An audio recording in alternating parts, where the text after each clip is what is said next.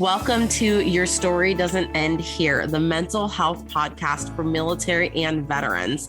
I'm your host, Rachel, and my mission with this podcast is to be a voice for those who don't have a voice, bring awareness to mental health issues, and provide value and solutions to help make life more abundant.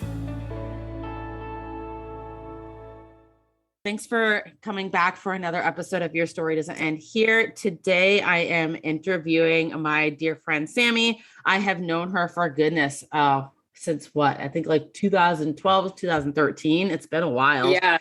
And, we used to work together long before I joined the military. And I actually wanted to bring on someone to the podcast who is not military because I think it's important to share stories of mental health outside of a military perspective. And what really inspires me about Sammi is just the way that she has handled adversity and rough moments in her life. And so really wanted to bring her on today just to kind of share a little bit more of her story and just chat about that. So thank you so much for being on today, Sammi.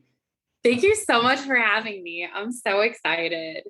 Yes, I love it. So go ahead and share your story with us, and then we'll just kind of have a little chat about it. Okay, perfect. So as you know, and knowing me, mental health is something that I'm super passionate about. It's something that's huge in my life. So that's one of the reasons I was so excited. When I found out you were doing this podcast, and then when you asked me to be on it, and I was like, yes. Because anytime I can talk about anything to like advocate for mental health, it makes me so excited. So I've actually, we'll just kind of start way back, but then we'll kind of wrap up to where all the meat is. So I've battled with mental health since I was 14, 15. I was actually diagnosed with borderline personality disorder when I was 15. And it just like at that time, just life was really rough for me, right? So with the borderline personality, like it can cause like severe depression, self-mutilation, self-harm. And for me, a lot of times it was like either severe depression or like just crazy violent outbursts. So I battled with that really, really hard for probably about 10 years.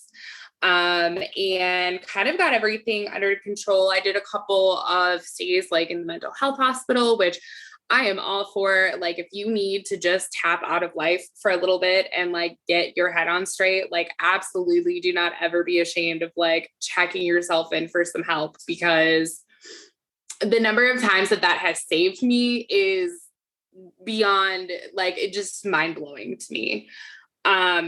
There was a point where I was able to get off like all my meds and everything. And this is kind of where things shifted. I had a good job. I met Rachel, and, so things were really great. And I met the love of my life. And he moved from Chicago to Iowa so that we could be together, because I refused to be in a long distance relationship. And we had everything planned out. Our whole lives were ahead of us, and we had everything just 100% planned out, like our next 5 years. We knew exactly what we were doing, what our moves were. And he left for the gym one day and didn't come back. I had some random girl show up at my house and let me know that he had collapsed at the gym, and he passed away that night. My whole world in that moment just completely collapsed. And I always I love how I love how when people are always say things like you handled things so well, or things like that. And in a sense, I definitely did. I think my outward appearance of how I handled things was a lot better than how things actually were handled. But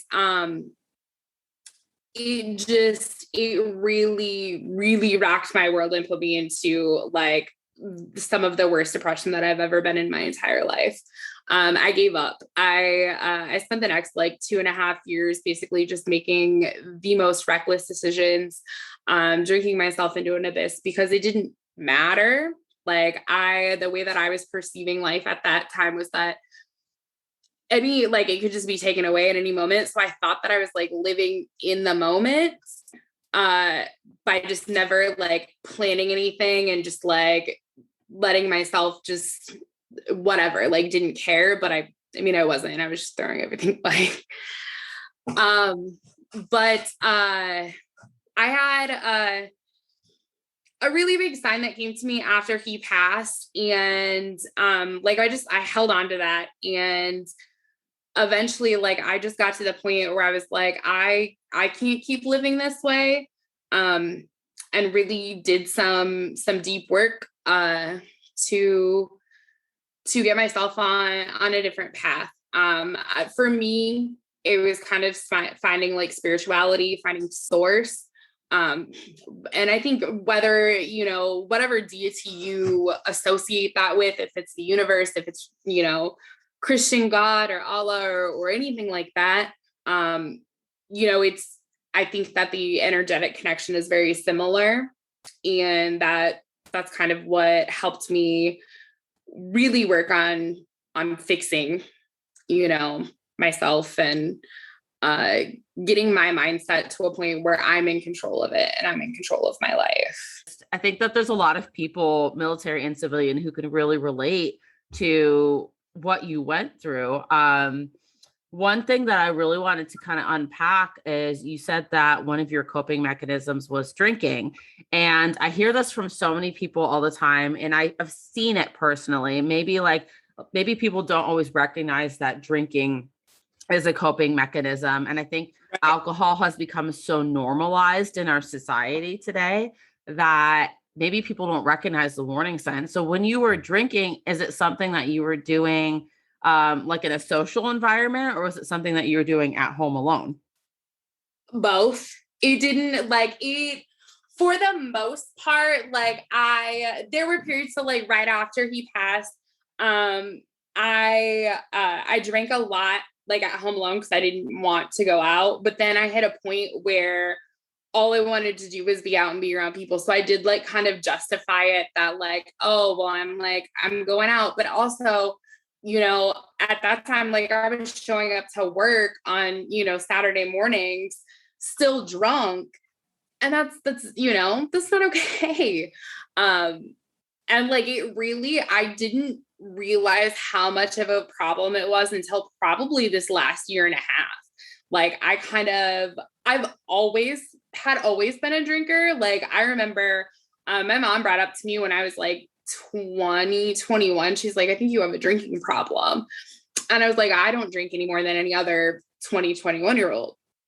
And probably not, like I probably was drinking this. I was drinking the same as most of my friends, but like, that's just our culture, right? Like, so right. In my head, it's not a problem because everybody else my age is out drinking this much. So like, that's just part of being, an adult, I guess. And yeah, it just so much drinking. Like now where I really noticed it was I'd never been able to take time off drinking. Like I would always be like, oh, I should like take a month off and not drink. But like, I could never commit to like a full 30 days of not having a drink. And so I did, last July, I did no beer. I was like, I'm not drinking beer because I'm a big beer drinker. And, so like I only drink, this is so stupid. I only drank liquor during that month. But then I did a whole like sober month, and it was mind blowing. I was like, I wake up easier in the morning. Like I feel good. I feel good throughout the day. Like, and I don't actually need to get drunk to be able to go to bed. Like it's not actually helping. Yeah, I think that I mean, a lot of it I think is an American culture thing. But was there ever anyone, I guess, that came up to you and besides your mom and was concerned about your drinking? Or was it just, this is the culture, this is how it is, this is normal? I would say like the only other person that really mentioned anything at the time was one of my best friends, Kelby. And she's kind of like, this is just not, not who you normally are. And she's like, it's too much. And like, she didn't want to be around me. Like, she's not a drinker. She's, and I, at that point, kind of made the decision where I was like, oh, well, then whatever, bye. And it is the way that I just kind of disconnected from her during that period of time, still to this day, like just hits me right in the heart, because she was one of the only people that was just like, hey, like recognize that. Like everybody else was just enabling me to have that kind of behavior, and she was the one person that stood up for it. And I just kind of like shoved her to the side in that moment.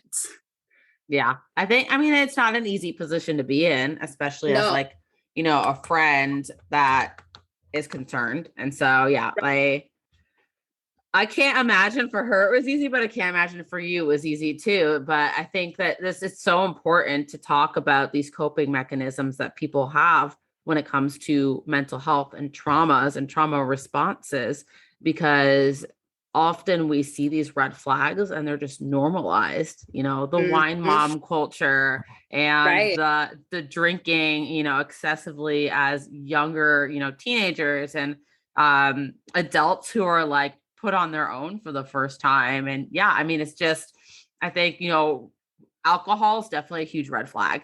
And I think it's really important to talk about that. Another kind of thing I wanted to talk about. So you've had some health issues too over the last few years.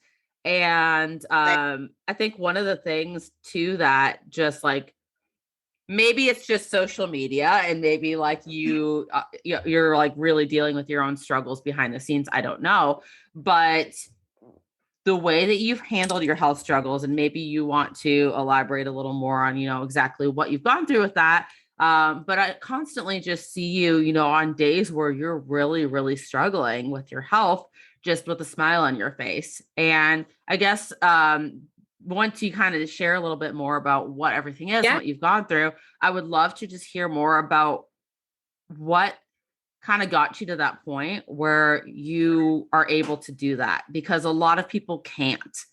So I think that's an amazing thing. Thank you. Absolutely.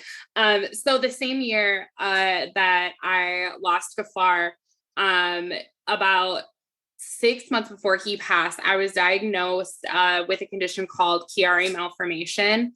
And essentially it's where your skull is misshaped so that your cerebellum is herniating out of the back of your skull, and it like presses up on your spinal cord, and it causes a ton of problems. So for like the last 6 months of his life, like I was really, really sick. Like I probably got 4-ish functioning hours a day, like where I could do whatever I needed to do. But otherwise, like I just had debilitating headaches to the where like I couldn't get up. Dizzy, like I would get these, how like when you stand up really fast and you get all those like fuzzies. So I would just get that, like I'd just be walking around and like that would happen. So we had our whole house set up and rearranged so that like if I would just get dizzy, like I could either just like lean onto the couch or like be able to get myself to somewhere where I wasn't gonna fall and break my head or whatever. I would have, so you're familiar with my pirate eye, is what we sometimes call it. But one of the symptoms for me is that I lose muscle control in the muscles like around my right eye. So like my eye just like sits half open. Before I had my surgery, I had that every single day, like all day, every day. Really, I just like for about a year, I had no quality of life. Like I spent every day like in my bed or on my couch because that's all I could do. And then I lost him, and then that October, so it's been 5 years this month. So October of 2016, I had brain surgery where they took out part of my skull and replaced it with like a patch, basically to just give more room for my brain. And that was, it was like a 3-month recovery process. One of the hardest parts about it is that they separate your neck muscles to get in there. And so like, you have to like wait for your neck muscles to heal up. And like, I couldn't turn my neck. I couldn't drive for 2 months. I couldn't crack my neck. I'm like a like constant neck cracker. It took me a year to be able to crack my neck. But so I had surgery, and like at this time for me, like I still like I couldn't do anything. I was 20, I don't 7, 28, and I had to have my mom wipe my butt for 2 weeks. And that is probably one of the most humbling things as an adult, like to ever experience, is to have to ask your mother to come wipe you, like just because I couldn't do it. And so like my health issues, like at that time, like they really had me down. Like I spent that like whole year leading up to my surgery and all of that, just really, really just in this deep depression. Plus I'd lost him. And one of the things that kind of sucks about the surgery that I had is that it's a Band-Aid, basically, and it's not a permanent fix. So there was like a 60% chance or something that it would even help. And then we knew that it was a high chance that I would still have symptoms, I would still have some problems, and more than likely, I'm going to have it again. So probably somewhere in my 40s, hopefully, I'll have to do it again. But it changed so much for me. Like, it sucks because like, there's so much that I had to give up, but also at the same time, like it completely shifted my perspective on so many things. One of the hardest things for me was prior to having to becoming symptomatic or anything, because it's something you're born. Most people tend to be born with Chiari, but you usually don't show symptoms until like trauma or like your mid to late 20s. At that time, I was going to the gym. I was working out two times a day, and I was doing a lot of squats with the barbell. So what we think is that just the amount of just lifting and pressure from me working out at the time triggered me to become symptomatic. Which then, like I can't do any of that stuff anymore. I had finally, like I had struggled with my weight and stuff for so long, and I had finally like really fallen in love with lifting and kickboxing. And, I lost 100 pounds, in the time that I knew you. And, I had to give that all up. So that's probably been like one of my hardest things, that I still get really, really bitter about, is that, like, I can't do that. I can't run. Like I'm literally not allowed to go running because of the impact of it. And I would run 3 miles a day. That was my warm up, before I would go lift. And, like, if you see, I still have I have a kickboxing bag. But even with that, like I've had to learn that that's not the only thing about me, and that there's more stuff that I can love and other ways that I can deal with my issues, because working out was always my outlet, right? Have a bad day, I'm going to the gym.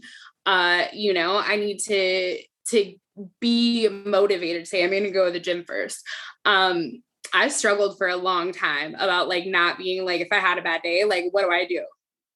Well, I'm going to go drink now because I can't go to the gym. So I might as well go drink. So that played hand in hand.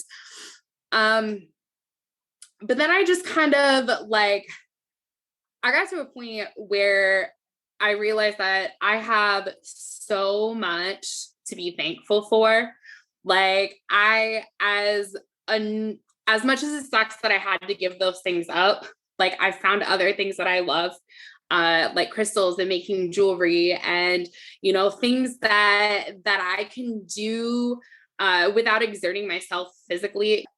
It made me tap into my creative side, which is something that like I kind of didn't really disconnect from, but like I just hadn't given it the love that it deserved since I was a kid. Like I've always been a creative person, and I just wasn't giving it the time. And I just realized like I was given a chance to like have my life, like, and be able to live my life. I just have to modify it. And for whatever reason, Source gave me this broken body.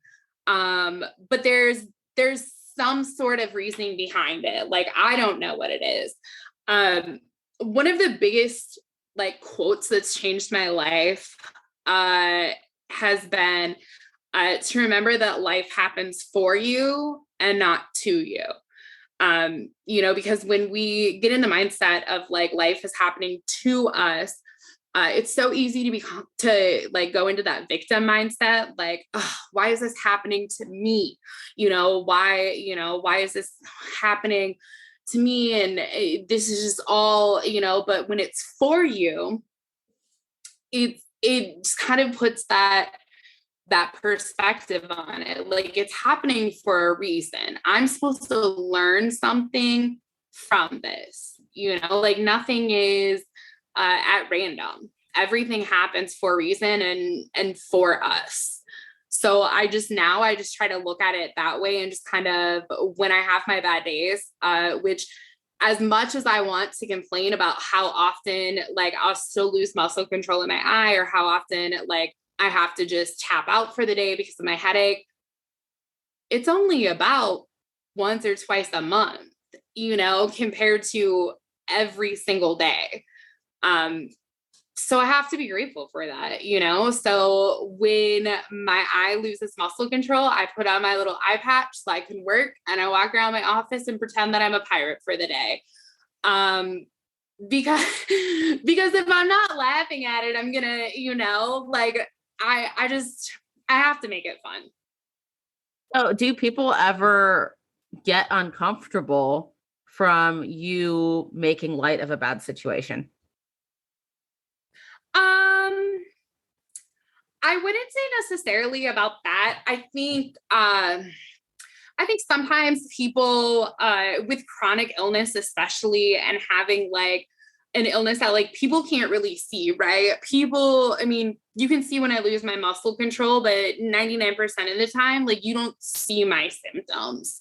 And they're constant, they're 24/7, they're my whole life. So I think people kind of more or less just kind of disregard, talking about chronic illness and stuff. So I kind of feel like I try to like joke about it and like just bring it up in conversation a lot with people in a fun manner, I guess, so that, hey, like, I want you to know, like this, this is a thing. Other people have this going on, instead of just kind of like being like, man, like complaining about it, because I think people brush that off. Right. And like, I know I had that issue with like my family, just kind of like, man, like you always have a headache, things like that, where if I would just be like, oh, I have a headache, like, oh, you always have a headache. So like now I'll just like turn it into a joke, but like I'm still getting my point across. Like, yo, I have a headache. So when you first found out that you had Chiari, was the headache, was that your symptom, or what was the symptom where you were like, okay, something's wrong. This isn't just like your everyday migraine? So I probably had been showing symptoms for about a year before I got diagnosed. They just weren't like super severe yet. I was having headaches all the time, and we actually, so Gafar, he was a personal trainer. He's super, super health nut, all of that. So we were kind of attacking everything from more of like a holistic manner, and just trying to like, figure out what could be causing the headaches and things like that. So we thought it was the Diet Mountain Dew that I drank every day for lunch, because of aspartame. And for whatever reason at that time, like I really liked Diet Mountain Dew. But anyways, so we thought that's what was causing like these headaches that I was getting. And so I cut that out, and they just kind of kept getting worse. And what really like triggered me to end up going into the doctor was I was Christmas shopping with my mom, and I was sitting in the car, and all of a sudden, like it just felt, I can't even explain. Like, I just felt like my head was going to explode. Like, I felt like somebody was punching me in the back of my head, just like punching me so hard. And so like, I was like, you got to take me home. And, we were just kind of like, I was sitting at home, and Gafar made me take a bath, and he was like rubbing my neck, and he said he felt a bump. And that's what like really made me like go, oh, like, I was like, oh my God, what? Like, there's a bump on the back of my head. So at that point, I immediately assumed that I had a tumor, growing out of my skull or whatever. And so like we went, and went to the doctor the next day, which was a whole mess, but whatever. We think it was a bug bite. I think it was a bug bite, the bump, because the bump's not part of the Chiari. But so, and it disappeared. So I think it like I got diagnosed, and then it just kind of, things went downhill from there. Like after I got the diagnosis, like there were a lot of other things that I realized throughout my life that were symptoms of it, that I just always kind of brushed off as like just part of me, like not having balance. Bad balance is like one of the things. I've always had headache problems. So like ever since I was like, honestly, probably 10 or 11, like I was going to the doctor, and they're like, oh, they're tension headaches, they're stress headaches. Went through like 3 years of migraine treatment when I was in high school. And then like once I got the diagnosis, like it all kind of made sense. I was like, oh, like I've actually been like symptomatic with this my whole life. Like we just didn't know. That's so crazy. Obviously, like not giving medical advice or anything here, but I think that it's important to say how you found out and like the testing and stuff that they did, if you're okay with sharing that for people that might maybe be experiencing the symptoms too, because I run across people every single day. And this is, I mean, we're kind of drifting off topic of mental health, but I think it's really important when you meet someone that has maybe a chronic illness that presents as like a headache. How many people get headaches every day? But I also know people that get migraines all the time and they can't figure it out. But if you don't know the right questions to ask your doctor, oftentimes people never figure things out like that. So what, I guess, did the doctor do for you? What kind of testing that really had them say, oh, this is what it is. It's not a migraine? So my diagnosis was really kind of a fluke. Like I got so lucky that like that first trip to the ER after I like became like severely symptomatic, that like they figured it out. For a lot of people that have Chiari, they can go years and years without figuring it out, or doctors kind of brushing it off. With Chiari, it's actually really common to have it. Like it's not an uncommon thing. It's less common to become symptomatic. A lot of people can have it and they will never ever have a symptom or have an issue with it at all. So for me, I ended up, it was a whole mess because I tried to go to my doctor. I didn't have insurance at the time, because, so I didn't have any insurance. So I tried to go to my doctor and they're like, we would have to do an MRI, but it's $800 out of pocket, and you would have to pay that now. And I'm like, well, yeah, I don't have $800 for that. So my doctor was like, hey, go to the ER, right? And, cause they bill you later and you can sign up for financial aid, whatever. So ended up going to the ER. They don't do MRI. So I ended up getting a CAT scan, and I just must have had the luckiest, best radiology tech or whatever, because they were like, hey, I see this herniation in your cerebellum. You need to get it checked out. And I was like, okay.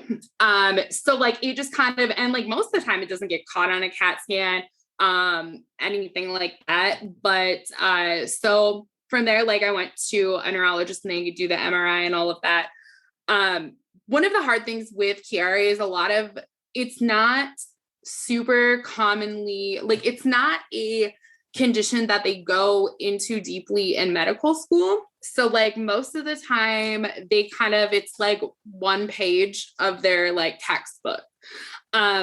So a lot of doctors and neurologists and even neurosurgeons are not super familiar with it. So one of the hardest things is finding a doctor who is knowledgeable on how to treat it, what to do.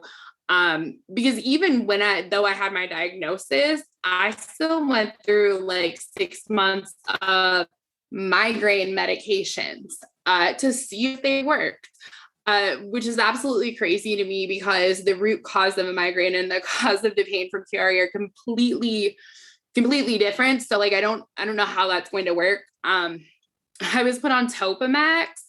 I don't know. Are you familiar with Topamax at all? I've heard of it. I don't know the mechanism of it.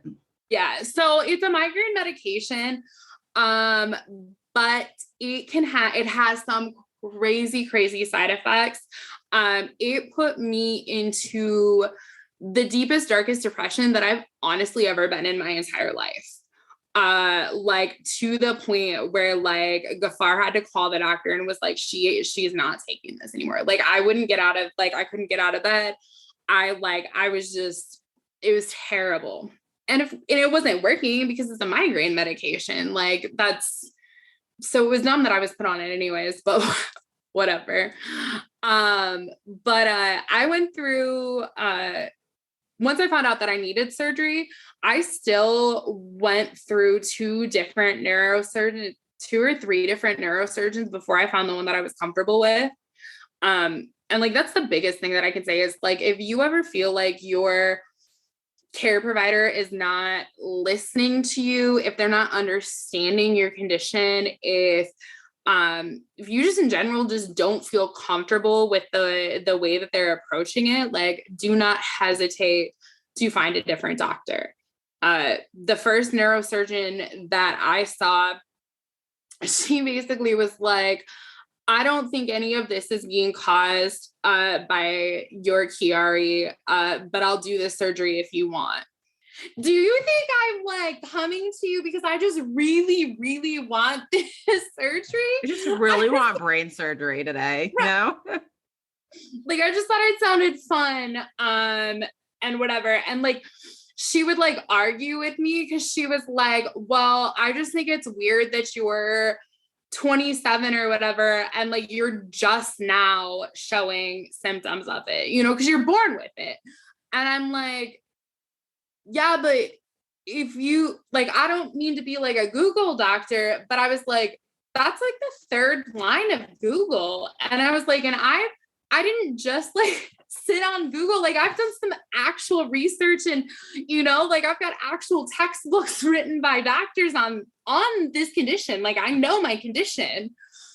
And yeah, like it just, once I realized that there were neurosurgeons that knew less about the condition than I did, I was like, I'm not letting you cut into my brain. Like, yeah. So I finally found a neurosurgeon that like I trusted and like was able to put my life into his hands, but dang. Yeah. I mean, it's crazy because, when it comes to advocating for yourself in the healthcare field, and this is something that ties into mental health too, because I know civilian and military alike. I know for me in the 6.5 years I was in the military, and within the time that I went to go see doctors for anything ranging from shin splints to depression, I always felt like I had to really advocate for myself. And it's sad that you had to educate yourself so much to have textbooks to really convince a doctor, because I don't think it should ever be to that point.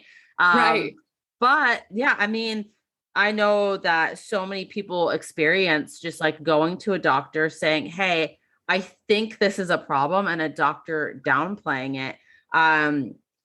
Did that ever happen to you at all with like mental health kind of things? Or do you feel that you were supported pretty well from a medical standpoint when it came to your mental health? No. This could be a whole nother episode in its own. Like, no, I can't even count the number of counselors and therapists, that I've seen, that just like did not work.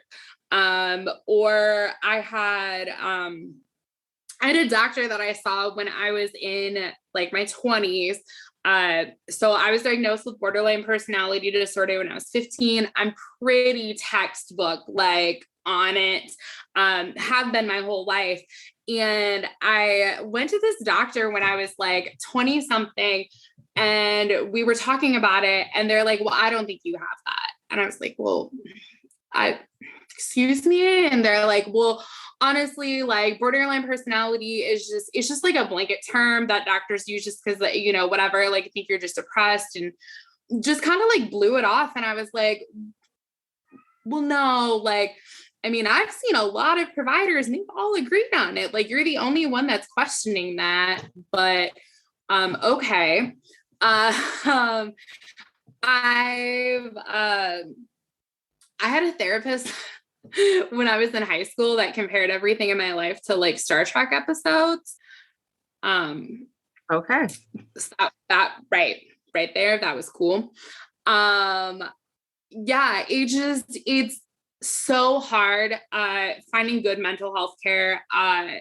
Like it's something that like I talk about a lot. I have, the medication that I'm on now, which has completely changed my life and has allowed me for the first time ever, for the last 3 years, like I've effectively had my BPD like managed. Like I've not had any, outbursts. I've not had any like, severe depressive episodes. And things have been really good. Like this medication is perfect. But the doctor, my family provider at the time, wouldn't prescribe it because it was too, like high level class. Like he was like, you have to get it from, psych. Right. And I was like, okay. So they made me an appointment with psych, and, keep in mind, like at the time I'm depressed, like I'm going through all sorts of stuff. I missed the appointment because they wrote it down wrong on the card. And, also let's be honest, we know of like first time appointments to a psychiatrist, that's 3 months that you already waited anyways. Yep. Yeah. And so they refused to see me again because it was no call, no show. So I kind of like at that point, like I wasn't in the best place and I kind of said F it and I went off my meds. Because I wasn't going to sit there and fight and go through all of this to try to get somebody just to fill this prescription for me.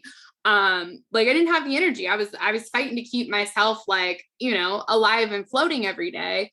And so I was just like, whatever, like, I'm just not going to take my meds and we're going to see what happens. Well, what happened was I ended up having to get myself admitted to the mental health ward because going off my meds was not a good idea. However, it does get you your meds right away. So that was a plus. But like, it can be such a mess. Like my new mental health provider, absolutely love her. And like, I thought like I was finally in a really good place. I went to go to my appointment in this last August. And they're like, oh, she doesn't work here anymore. Yeah. Well, actually, so the first day I go and they're like, oh, she called in sick today. Can you reschedule for tomorrow? And I was like, okay, whatever. So I rescheduled for the next day. And they called me the next day and they're like, oh yeah, she doesn't work here now. So I'm like, okay, cool. So I had to wait 2 months to be able to get into a new person. But the new lady seems pretty cool too. So I mean, we'll see. It's so crazy to me because I mean, we hear on military side of things, it's taking people 3 to 6 months to get seen too, for a lot of mental health. Now I know with COVID and everything, it is a little easier sometimes to get seen on like a Zoom. And like the therapist that I was seeing for a while, I would see her via Zoom. Obviously not everyone's comfortable with that. So, I mean, clearly there's this like massive culture problem in the US when it comes to mental health. So like, let's talk solutions and like what people can do to maybe help themselves. I mean, I know for you're able to find like creative outlets and like reframing and telling yourself everything in life happens for you. That's really what I do too. But I know a lot of people who will use the gym as like an outlet as well. Are you aware of any other resources for maybe, because your situation is kind of similar to mine, where it's like, I'm not completely suicidal in this moment sometimes, but then like, I know I'm going to need help before I can see a provider. And I know I need this, and this, like, just see me, please. And then, those situations where appointments get canceled and it's like, oh, you have to wait even longer. Like, what can people do to, I guess, get them through these times? Or like, do you know of anything where someone can just like maybe establish care that's more immediate, I guess? Yeah. I mean, I think really at the end of the day, the US needs to do a major shift in how we handle and deal with mental health. I mean, that's the biggest solution, is that we have to shift this. Like I don't understand how it is so difficult and how like our system's just not set up to take care of mental health in any way, shape, or form. One thing that I think is really cool, I don't know if you follow a lot of stuff locally here in Waterloo. They just opened a mental they just opened a mental health urgent care. So, and I don't know if this is something like, you live in a bigger area, I guess now. So I don't know if this is something that like you're familiar with in other areas. I've never really heard of this, but it's an urgent care where like you can be seen that day, like with a therapist. So like you need to get in and see somebody, you walk in and you're able to get seen. And then they're able to kind of help with setting up like long-term care. But I think that's the coolest thing ever. Like in some of my darker times, like that could have been so helpful to just know that like, I can just go here and, use a facility like this. but dang, like we just need to overhaul the whole system. I agree. I agree. Yeah. So there's actually, I mean, completely full disclosure, I probably don't live in a bigger area now. Like where I live now is probably smaller than Waterloo.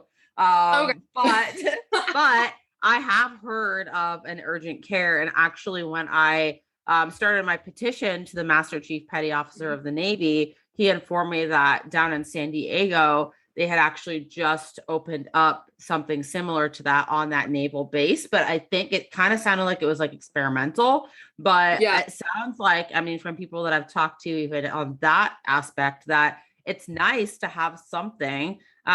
Because I know like there's always like the suicide hotline and there's numbers you can call. That's great. Right. But sometimes you just need that like physical, like I need to walk in here and I need to Right. know that you care about me as opposed to talking to someone over the phone. So that's really cool that Waterloo implemented that. I didn't know that. Right. Yeah. It blew my mind. I was, yeah, they just added it. And one of my friends works there, and like, it's just I think the concept is so cool and necessary. Like, I think that that's something that should definitely be more mainstream, to be able to just walk in and, get help right then and there. It's not a long-term, care, but they're able to help facilitate that and get that set up for you. I love it. Just the idea of it. Yeah, that's amazing. Other thing I want to talk about, and like, I don't know if this has ever been an issue for you, but I know, at least in kind of the environment that I've been in over the last few years, that just people in general, when it comes to mental health issues, don't really quite know how to treat people that are dealing with mental health issues. And I know for me, times that I have been extremely depressed, or when I've had extremely bad anxiety, because I had high functioning anxiety. And so, it was one of those things where like you couldn't see it. And you really couldn't see it because I was still functioning, but still had those symptoms. If you know anyone that has high functioning anxiety, like you're getting things done, you're very organized, like you're on top of things, but it's because of anxiety, which you can 100% use to your advantage by all means.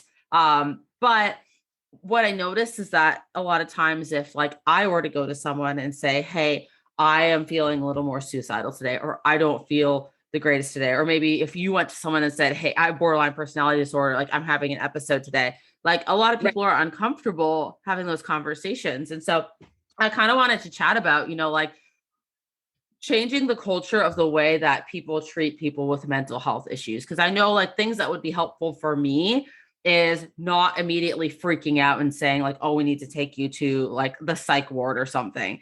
And I'll here in a second, I'll have you share kind of like things that you think would be helpful for you too. But yeah, I mean, I think that was the main thing for me, is like feeling this fear of, if I tell someone that I'm in a bad place, their immediate reaction is going to be call 911, take them to the psych ward, this and that. I think a lot of that comes with just like knowing your friends and knowing the people around you and like what they need, because some people need space. Some people really need someone to show that they care. But what would you recommend to people, that maybe have friends with borderline personality disorder or are in a severe depressive episode that, would have been or would be helpful to you? I would say the biggest thing is just making it be known that you're there, and also kind of do your own research and see like, okay, like I know, like to understand kind of what that person is going through, like, especially if you're somebody that doesn't necessarily deal with mental health or have mental health issues. So I know like, when I was with Gafar, like that was one of the things, like, I was like, hey, I have this, like, these are, symptom signs. Like if you, see anything that seems like it's getting off, let me know. And he kind of like went through and like, learned about it and to try to understand. And especially because he comes from a culture that doesn't really deal with mental health at all, like even less than America. So that was a really big thing for me.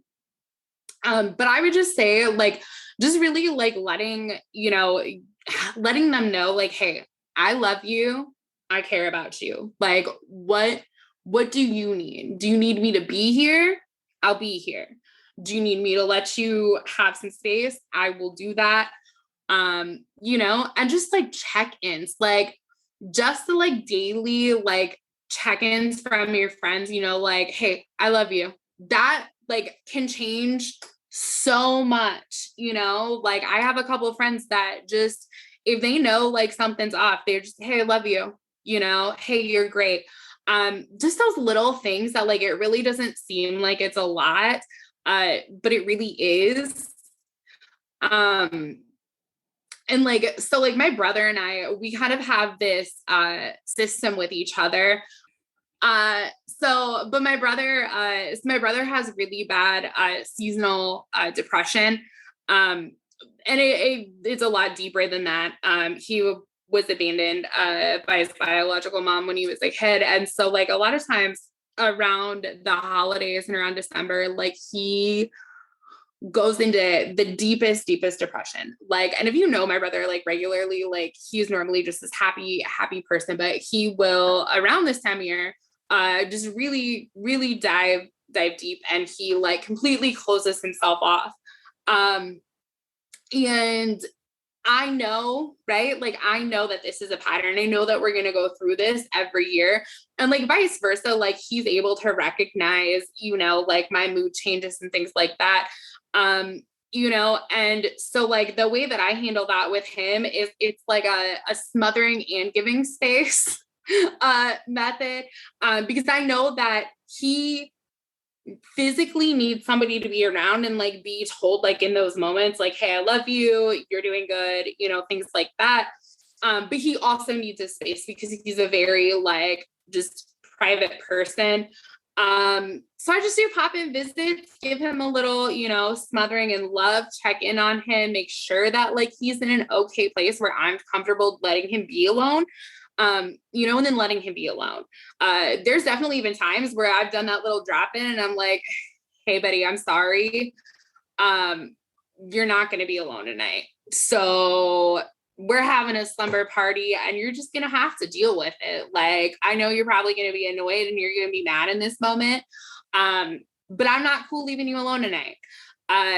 You know, and so like, there's that too, like knowing when you need to just not listen to what that person is saying, right? You know, because sometimes like when we're battling with our mental health stuff, we're going to be like, hey, I want to be alone.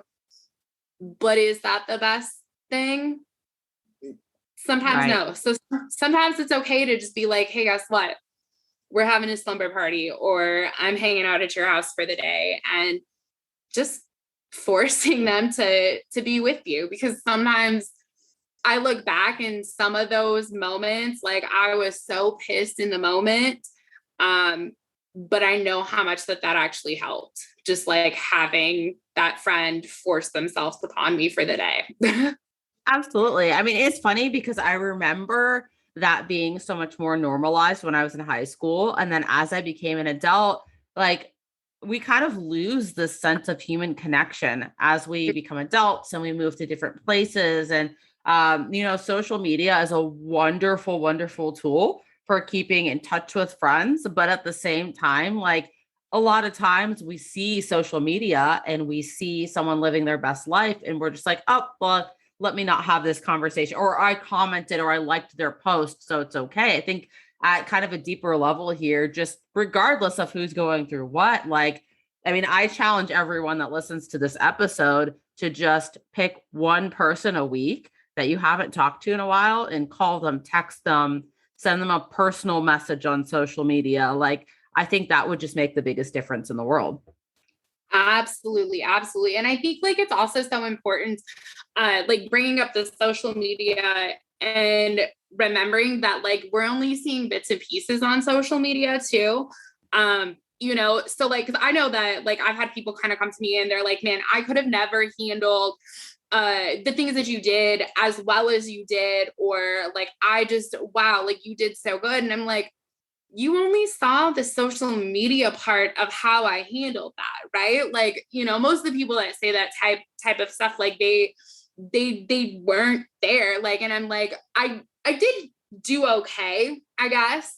I didn't unalive myself in the time, and I picked up the pieces, but I don't ever want anybody to like look at me and like look at my story like from my social media pages and be like, wow, like like if somebody lost somebody and then to be like, wow, like I'm not handling it like as well as she did, or I'm not as strong as her, because that social media version of how things went down and how things actually went down are two completely different, different scenarios. And I try to be as transparent as possible on social media, but like, even at that, it's still going to get social media glitter all over it,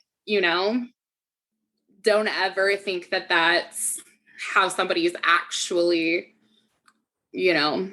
performing in their life. Yeah, that comparison, I think it gets all of us, but thank you so much for being on here today, Sammi. Your story is incredible. I know we could talk for hours about this, but I'm super mindful of your time. I know that you have your crystal business that you do, so I want to give you a second to tell everyone where they can find you. If anyone who's listening is into crystals, Sammi does the most amazing job at making custom pieces. So tell everyone where they can find you. Yes, absolutely. So I do a lot of my work listing on Facebook. It's under Spells and Stones. But then I do also have my website, which is spellsandstones.com. And it's just a lot of healing crystals, raw stones, necklaces, jewelry, keychains, bracelets, earrings. I just keep expanding, and it's amazing. So Spells and Stones on Facebook. I don't think my Instagram's set up, so not the Instagram, Facebook, and the interwebs. Awesome. Well, thank you again. I appreciate you. You're an amazing human being, and we'll have to do another one of these. Thank you so much. Yes, I can't wait. Thank you so much for taking the time to listen in today. Each week, I'll be bringing you value in the mental health space and its direct impact on service members and veterans. If you feel you personally got value today from this episode, it would mean the world to me if you would leave a 5-star rating and review and share this to your audience. Until next time, remember, your story matters, your mental health matters, and your story doesn't end here.